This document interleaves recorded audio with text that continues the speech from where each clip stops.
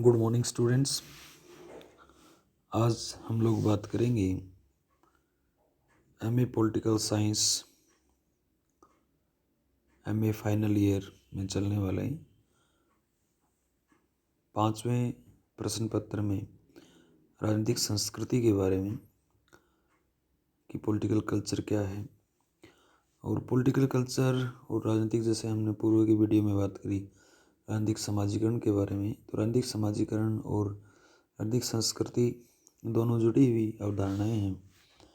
प्रत्येक राजनीतिक व्यवस्था को उत्तरदायित्व एवं निरंतरता प्रदान करने के लिए तथा दबावों एवं संकटों का सामना करने के लिए मूल्य मतैक्यता या मूल्यों में एकता या मतैक्यता बोल सकते हैं, तो उनके संबंधों के प्रति निष्ठावान होना आवश्यक है। राजनीतिक संस्कृति जो होती है उसका इसी से संबंध है। और राजनीतिक संस्कृति राजनीतिक व्यवस्था की मर्यादाओं तथा जीवन के सार्वजनिक एवं व्यक्तिगत क्षेत्रों की औचित्यपूर्ण सीमाओं की परिचायक मानी जाती है। राजनीतिक संस्कृति एक आधुनिक अवधारणा है। इसका विकास मूलतः मनोवैज्ञानिक तथा समाजशास्त्रीय पद्धति से संबंधित है। इसके अंतर्गत व्यक्ति के मूल्यों, मनोभावों, व्यवहार, मान्यताओं, विश्वास के तरीकों, कर्तव्यों आदि को शामिल किया जाता है। ये बातें इस प्रकार की हैं कि ये राजनीतिक क्षेत्र में भी महत्व रखती हैं और सामाजिक आर्थिक क्षेत्र में भी महत्व रखती हैं। व्यक्ति समाज में व्यवहार करते समय कई तत्वों से प्रभावित होता है। जब वह इन संस्कृति अथवा मान्यताओं को राजनीतिक क्षेत्र में लागू करता है तो उसे राजनीतिक संस्कृति कहा जाता है। यह एक प्रकार से राजनीतिक संस्कृति का उदय होता है। महत्वपूर्ण बात यह है कि राजनीतिक संस्कृति का अध्ययन संपूर्ण संस्कृति के संदर्भ में किया जा सकता है या नहीं किया जा सकता। राजनीतिक संस्कृति के ऊपर बहुत सारे राजनीतिक वैज्ञानिकों ने शोध कार्य किया। बहुत सारे राजनीतिक वैज्ञानिकों ने अपने अपने सिद्धांत दिए या अपनी अपनी टिप्पणियाँ की। उनमें प्रमुख रूप से सिडनी वर्मा का नाम आता है, आमंड कोलमैन का नाम आता है और डेविड ईस्टन का नाम आता है, बियर का नाम आता है। तो हम लोग जैसे आमंड के बारे में बात करें तो आमंड इसे कार्य के प्रति अभिमुखीकरण कहता है, बियर इसे राजनीतिक संस्कृति कहता है, ईस्टन इसे पर्यावरण कहता है, सिप्रो इसे राजनीतिक शैली कहता है। और इन सभी नामों में से सबसे उपयुक्त नाम जो नज़र आता है वो है पॉलिटिकल कल्चर या राजनीतिक संस्कृति। आमंड एवं पावेल के अनुसार राजनीतिक संस्कृति किसी राज्य व्यवस्था के सदस्यों में राजनीति के प्रति व्यक्तिगत अभिवर्तियाँ या अभिविन्यास का नमूना है। सिडनी वर्मा का बहुत नाम है राजनीतिक संस्कृति के शोध कार्य में। और राजनीतिक संस्कृति में अनुभविक विश्वासों, अभिविन्यास, प्रतीक और मूल्यों की व्यवस्था निहित है जो उस परिस्थितियों या दशाओं को परिभाषित करती है जिसमें राजनीतिक क्रिया संपन्न होती है। राजनीतिक संस्कृति के प्रमुख क्या लक्षण हो सकते हैं? राजनीतिक संस्कृति सामान्य संस्कृति का ही एक अंग माना जाता है। ये एक अमूर्त धारणा है। इसके अंतर्गत व्यक्ति और समाज के राजनीतिक मूल्य और विश्वास आते हैं। राजनीतिक संस्कृति अनेक तत्वों, ऐतिहासिक, भौगोलिक, सांस्कृतिक विचारधारा आदि का समन्वित रूप है। इसमें गतिशीलता का भी तत्व पाया जाता है।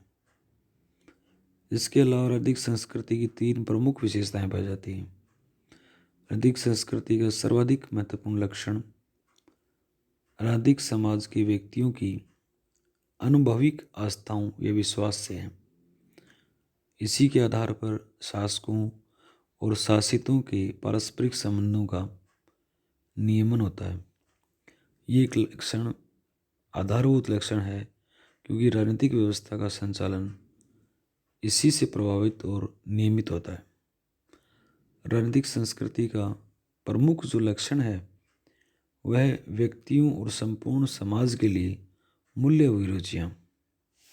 मूल्य या अभिरुचियाँ, वैल्यू जिसे हम लोग कहते हैं, मूल्य, जैसे वैल्यू साधारण भाषा में कि किसी व्यक्ति का क्या मूल्य है, उसकी उपयोगिता क्या है, या उसकी रुचि एक विषय में हो सकती है या बहुत सारे विषयों में भी अभी रुचियाँ होगी, तो उसका जो मूल्य है या उसकी यूटिलिटी किस क्षेत्र में है, राज्य में उसकी क्या यूटिलिटी है, समाज में उसकी क्या यूटिलिटी है, शिक्षा में उसकी क्या यूटिलिटी है, इसी या यही तत्व हैं जिसे सरकार द्वारा प्राप्त करने का प्रयास किया जाता है, तथा ये वे आस्था या विश्वास हैं जिन्हें राजनीतिक समाज के लिए प्राप्त करना सरकार का प्रमुख उद्देश्य होता है।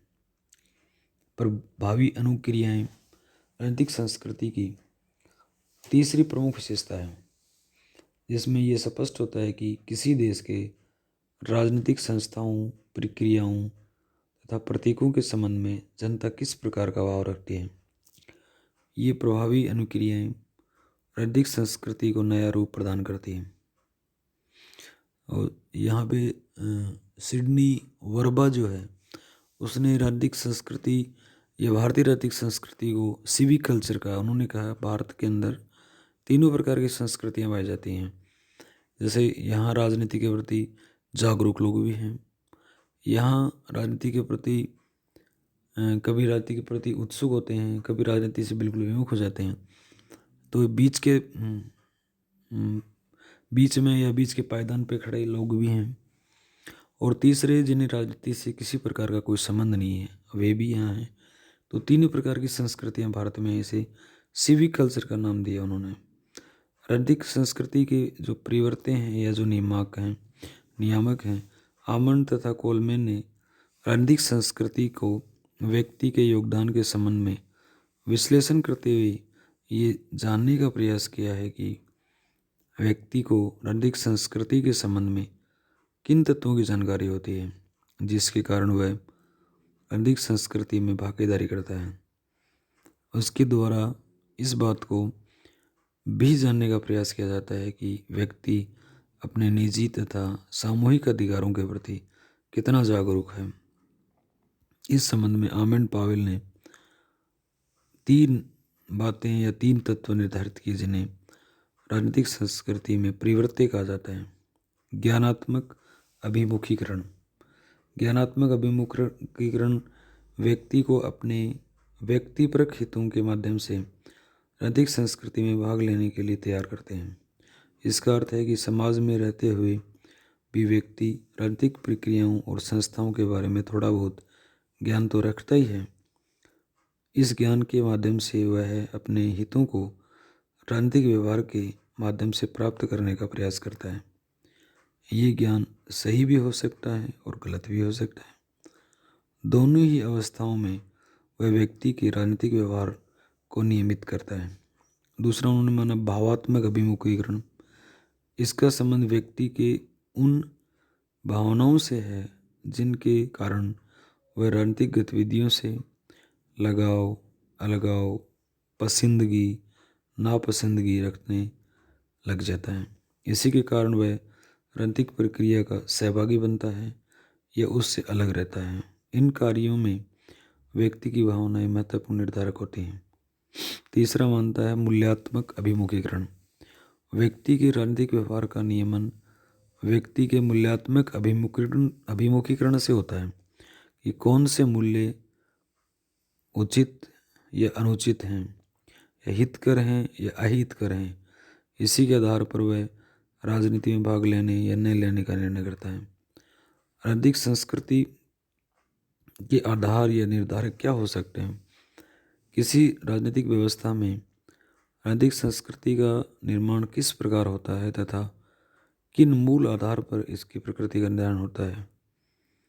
एक ऐतिहासिक आधार।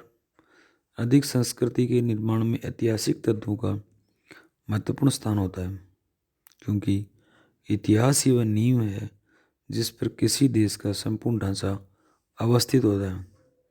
यदि हम ब्रिटेन की राजतंत्रात्मक व्यवस्था को देखें तो हम पाएंगे कि ब्रिटेन वासियों में ऐतिहासिक आधार पर राजा के प्रति अपार श्रद्धा है। शायद इसी कारण उन्होंने सम्राट का पद कायम रखा। इसी प्रकार भारत में राष्ट्रीय प्रतीकों, स्मारकों या व्यक्तियों को अत्यंत श्रद्धा के नमन किया जाता है, क्योंकि भारत शताब्दियों तक ब्रिटिश उपनिवेशवाद का शिकार रहा, जिसके कारण एक लंबे स्वतंत्र संघर्ष में जिन लोगों तथा प्रतीकों का योगदान रहा, उनके प्रति आज भी आदर तथा सम्मान का भाव रखते हैं। इसका आधार ऐतिहासिक है, भौगोलिक आधार। प्रत्येक राज्य की भौगोलिक अवस्था भी वहाँ की राजनीतिक संस्कृति का प्रमुख आधार होती है। राज्यों की राजनीतिक संस्कृति उसकी स्थिति, सीमाओं तथा प्राकृतिक संसाधनों से अवश्य प्रभावित होती है। जैसे ब्रिटेन एक द्वीप है और इसी द्वीपीय अलगाव के कारण वह अन्य देशों से अपने को सुरक्षित रख पाया है। इसके अलावा द्वीपीय स्थिति ही इसकी विशाल जल सेना का कारण भी है। इसके अलावा संयुक्त राज्य अमेरिका का दुनिया से अलगाव तथा विशेष स्थिति और प्राकृतिक संसाधनों की प्रचुरता ने इसे विश्व शक्ति बनाने में सहायता प्रदान की है। राजनीतिक संस्कृति का निर्धारण काफ़ी हद तक भौगोलिक परिस्थितियों द्वारा भी होता है। सामान्य संस्कृति, समाज को सामान्य संस्कृति राजनीतिक संस्कृति का आधार स्तंभ होता है। राजनीतिक संस्कृति समाज की सामान्य संस्कृति से संबंधित, उन पर आश्रित या कभी कभी पूर्णतः आधारित भी हो जाती है, परंतु राजनीतिक संस्कृति समाज की संस्कृति का भाग होते हुए भी उसे पृथक होती है। यदि राजनीतिक संस्कृति का निर्णय सामान्य संस्कृति के संबंध में किया जाता है तो निश्चित रूप से सफल होती है। इसके विपरीत होने पर क्रांतिकारी परिवर्तन हो सकता है। सामाजिक आर्थिक संरचना, किसी भी समाज का सामाजिक आर्थिक ढांचा राजनीतिक संस्कृति का महत्वपूर्ण आधार होता है। जिस देश की राजनीतिक आर्थिक संरचनाएं विकसित अवस्था में है, वहाँ पर सुदृढ़ राजनीतिक संस्कृति का विकास होता है। इसके विपरीत जो स्थितियाँ जैसे अफ्रीका और एशिया के देशों में रही, राजनीतिक संस्कृति परिपक्वता नहीं ग्रहण कर सकती, क्योंकि इन देशों के समाज वर्ण, जाति, लिंग आदि से संकुचित बंधनों से बंधे हुए हैं। वहीं इन देशों की आर्थिक व्यवस्था निर्धनता और भीषण आर्थिक असमानताओं से ग्रसित है। इन देशों की विडंबना ये है कि ये विकसित देशों की राजनीतिक संस्कृति को प्राप्त करवाना चाहते हैं, पर अपनी संस्थाओं में व्यापक सुधार लाने हेतु प्रयत्नशील नहीं है। अभी भी इन सामाजिक आर्थिक संरचनाएं अत्यंत निम्न स्तर की हैं। विचारधाराओं का आधार, चूँकि प्रारंभ में विचारधाराओं में कोई ठहराव नहीं था, परंतु विश्व के आधुनिकता में प्रवेश के साथ ही इसमें ठहराव आरंभ हो गया। यथा प्रथम विश्व युद्ध के समय फांसीवाद तथा नाजीवाद जैसी विचारधाराओं का लोकतंत्र की विचारधारा में संघर्ष था, और जो सेकेंड वर्ल्ड वॉर के बाद स्पष्ट तौर पर दो परस्पर विरोधी विचारधाराएं, पूंजीवादी और साम्यवादी का प्रभुत्व स्थापित करने का होड़ मची हुई थी। इसका प्रमुख उद्देश्य अपनी राजनीतिक संस्कृति का प्रभाव पूरे विश्व में फैलाना था। इस प्रकार अब विचारधारा राजनीतिक संस्कृति का आधार बन गई है। राजनीतिक संस्कृति के आयाम क्या क्या हो सकते हैं? आमंड और वर्बा ने राजनीतिक संस्कृति के 4 आयामों की चर्चा की है। उसके अनुसार राजनीतिक संस्कृति के प्रमुख आयाम राष्ट्रीय राज्य की धारणा के इर्द गिर्द घूमते हैं। उनमें राजनीतिक विद्वानों पर अधिक ध्यान केंद्रित किया है, इसमें विषय अधिक अच्छे रूप में स्पष्ट हो सके। उसके अनुसार ये 4 आयाम निम्न प्रकार हैं: राष्ट्रीय अभिज्ञान, साथी नागरिकों के साथ एकात्मकता, शासन निर्गतों के बारे में आस्थाएं, निर्णयकारिता के बारे में आस्थाएं। राष्ट्रीय अभिज्ञान या एकत्वम्य राजनीतिक संस्कृति का सर्वाधिक महत्वपूर्ण आयाम राष्ट्रीय अभिज्ञान है। राजनीतिक संस्कृति का संपूर्ण राष्ट्र के साथ संबंध होने के कारण ये राष्ट्रीय अभिज्ञान राष्ट्रीय एकरूपता, समानता और व्यक्तियों को परस्पर बांधने वाला तत्व है। इसी से व्यक्ति का व्यवहार विशेष प्रकार का बनता है तथा बुद्धिजीवियों और विशिष्ट वर्गों को औचित्य प्रदान करता है। राष्ट्रीय एकात्मकता का भाव किसी राज्य के नागरिकों में स्पष्ट होना चाहिए, जो कि राजनीतिक संस्कृति को सजीव बनाती है तथा लोगों को सक्रिय बनाती है। राष्ट्रीय विज्ञान की वृद्धि की यातायात, संचार साधनों व अभियानों की भूमिका भी विशेष महत्वपूर्ण होती है।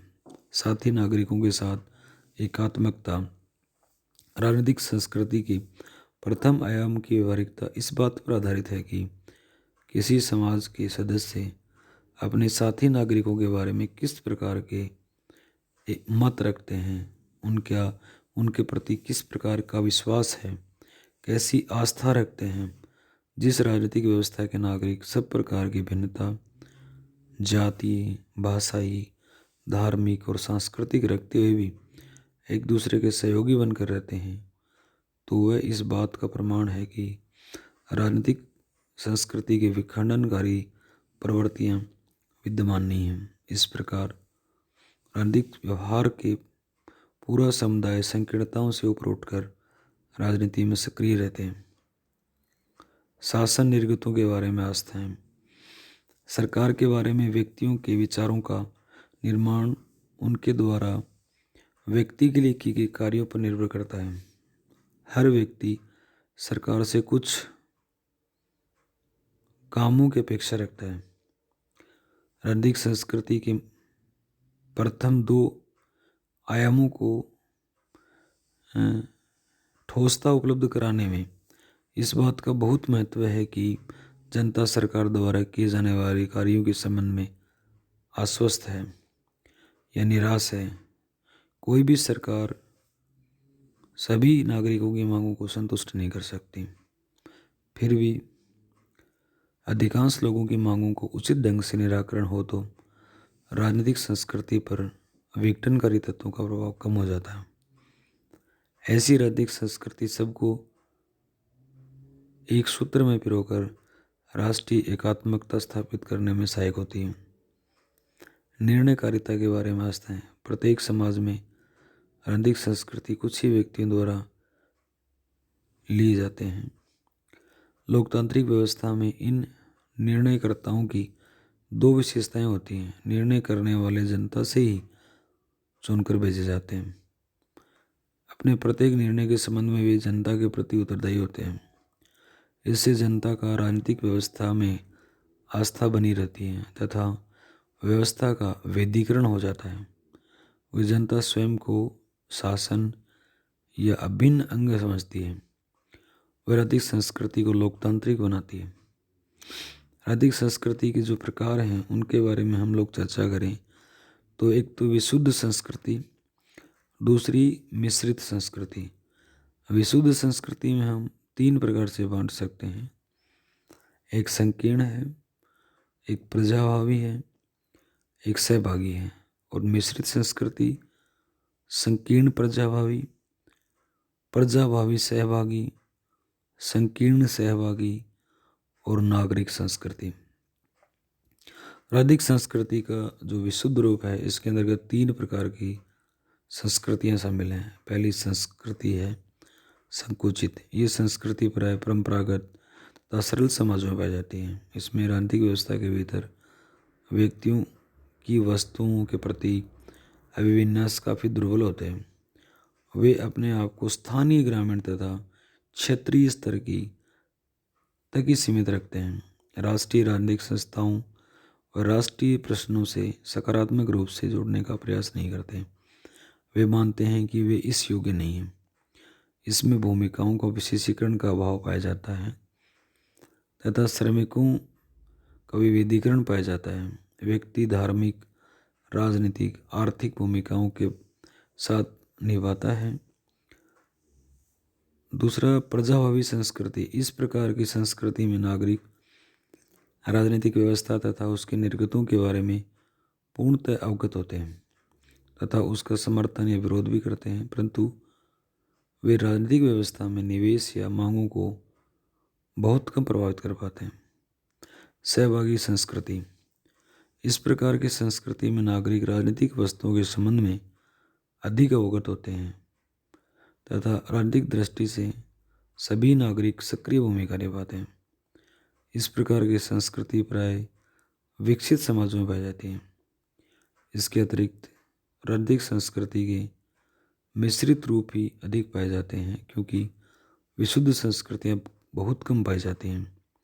संकीर्ण प्रजाभावी। इस प्रकार की संस्कृति में नागरिक संकीर्ण संस्थाओं के प्रति आस्था रखना छोड़ देते थे तथा उनमें अति विशिष्ट सरकारी संस्थाओं के प्रति निष्ठा विकसित होने लगती है। सरकारी संस्थाओं में जानकारी के बावजूद नागरिक इनको प्रभावित करने में अनभिज्ञ होते हैं। दूसरा, प्रजाभावी सहभागी संस्कृति। इस प्रकार की संस्कृति में नागरिकों का एक महत्वपूर्ण भाग राजनीतिक वस्तुओं के प्रति आकर्षित होता है, जबकि कुछ नागरिक उदासीन होते हैं। जो नागरिक राजनीतिक दृष्टि से सक्रिय नागरिक होते हैं वे राजनीतिक सहभागिता की भावना भी अधिक होती है, परंतु एक सामान्य नागरिक ये जानता है कि उन्हें सक्रिय तथा सहभागी होना चाहिए, फिर भी उसे राजनीतिक निर्णय में भाग लेने का अवसर बहुत कम ही मिलता है। संकीर्ण सहभागी। इस प्रकार की संस्कृति में निवेशन संस्थाएं प्राय संकीर्ण, क्षेत्रीय, जनपदीय या सामुदायिक समितियां होती हैं, परंतु राष्ट्रीय निर्गत संस्थाएं काफ़ी विकसित होती हैं। जनता को प्रचार, रैलियां तथा राष्ट्रीय चुनावों में सहभागिता के लिए प्रेरित किया जाता है। नागरिक संस्कृति। इस प्रकार की संस्कृति में तीनों प्रकार की विशुद्ध राजनीतिक संस्कृति के लक्षण पाए जाते हैं। नागरिकों में जन सहभागिता तथा राजनीतिक प्रभाविता की भावना पाई जाती है। उसमें अन्य लोगों पर विश्वास करने की भावना होती है तथा सरकार के सभी मामलों पर विरोध नहीं किया जाता। इस प्रकार की संस्कृति में व्यक्ति राजनीतिक रूप से सक्रिय होता है तथा गैर शासकीय संस्थाओं में भी उसकी आस्था होती है। इस प्रकार हम ये भी कह सकते हैं कि इसके अतिरिक्त राजनीतिक संस्कृति में कुछ अपसंस्कृतियाँ पाई जाती हैं तथा एक ही राजनीतिक संस्कृति में कई उपसंस्कृतियाँ भी पाई जाती हैं। लुसियन पाई ने कहा कि किसी भी समाज में एक सी संस्कृति नहीं पाई जा सकती। उसने अपने राजनीतिक संस्कृति के वर्गीकरण को दो उपसंस्कृतियों में अभिजन उपसंस्कृति तथा जनसाधारण उपसंस्कृति में बांटा। प्रथम प्रकार की उपसंस्कृति अपेक्षाकृत समजातीय होती है, जबकि दूसरे प्रकार में वे विषम जातीय पाई जाती हैं। दोनों प्रकार की संस्कृतियां सामूहिक रूप से राष्ट्रीय संस्कृति का निर्माण करती हैं। विकसित देशों में इन उपसंस्कृतियों को पहचान की जा सकती है, परंतु विकासशील राष्ट्रों में इन दोनों ही संस्कृतियों में अंतर नहीं पाया जाता। आमंड एवं वर्बा ने अपने अध्ययन में दो प्रकार की संस्कृतियां, सहभागी राजनीतिक संस्कृति या आत्मसापेक्ष राजनीतिक संस्कृति कहकर परिभाषित किया है। उनका मत है कि अधिकांश समाजों में ये विविध संस्कृति अपने मिश्रित रूप में ही पाई जाती है। इस प्रकार हमने राजनीतिक संस्कृति और राजनीतिक समाजीकरण की जो दो महत्वपूर्ण टॉपिक हैं उनको एक साथ उनका अध्ययन किया है कि राजनीतिक समाजीकरण एक निरंतर चलने वाला जो दिखाई देता है, दोनों ही निरंतर चलने वाली प्रक्रियाएं हैं। यानी संस्कृति जो है वो हमारी मानसिक विश्वास, भाव, और राजनीतिक समाजीकरण जो है वो एक पीढ़ी से दूसरी पीढ़ी में परिलक्षित होता है, जिसमें परिवार है, स्कूल है, कॉलेज है, सरकारी दफ्तर है या राजनीतिक दलों में उसकी सहभागिता है। तो समाजीकरण वो जिसमें जाता है तो जो ग्रहण करता है वो कल्चर और जो दिखाई दे रहा है वो समाजीकरण। इस प्रकार समाजीकरण और संस्कृति को हम लोग एक दूसरे के साथ जोड़कर ही पढ़ते हैं। धन्यवाद स्टूडेंट्स।